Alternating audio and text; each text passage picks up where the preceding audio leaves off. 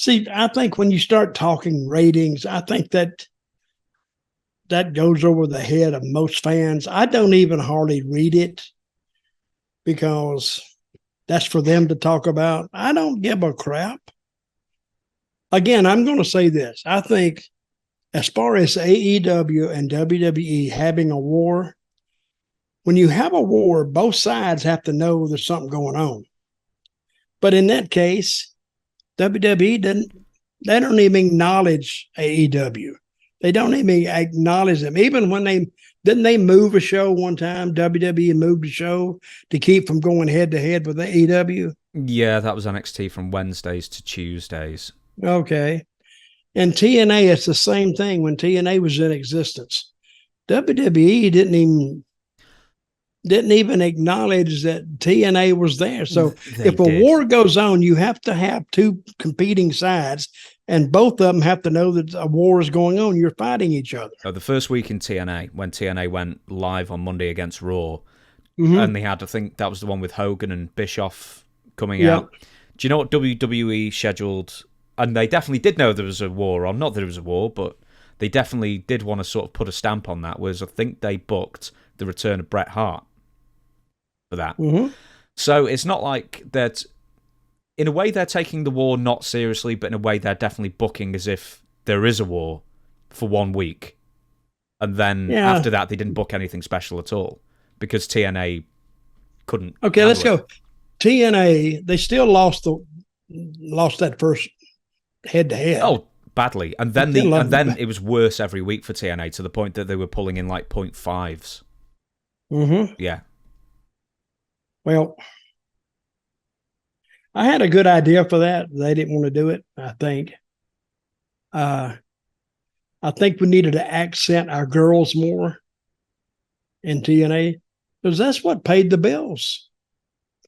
Once I got Amazing Kong, Awesome Kong going, Gail Kim going, people were really, really interested in that.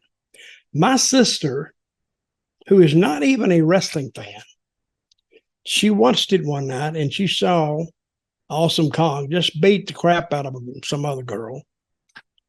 And her grandson was watching wrestling one night and she come in and she says, "Has Kong been on?" She said, she's coming up next, Grandma. Okay. And she said she sat down during the Awesome Kong match and watched the whole match. And when Awesome Kong was done, she got up and she said, "Well, I've seen what I want to see. Bye." And she just went about her deal. But the girls, they turned the number in the early days of TNA. And I've written this down because I said, why don't we do with the girls like we do with the guys? Instead of just being, eye candy for just guys, let's have them compete. And all those girls wanted to compete. I will say that. Those girls go out there and they worked hard. That Kong, she put them through the paces. They put her through hers. And when we finally went up, and I've said this before, we put the main event on some show. We give them the last 30 minutes of our weekly show, TNA Impact. Give them the last 30 minutes. And they did a 3.4 during that time, which really raised our whole viewing number up to over a 3. We were doing for the whole show, mostly, we was doing a 2.5, 2.6, 2.7 sometimes. But we put them out there, and Gail and Kong, during their segment, they did a 3.45. I've talked about this before. Sting and Angle did a 2.7. And they were making nowhere near the money that Sting and Angle were making. So I got to finish the story. So finally,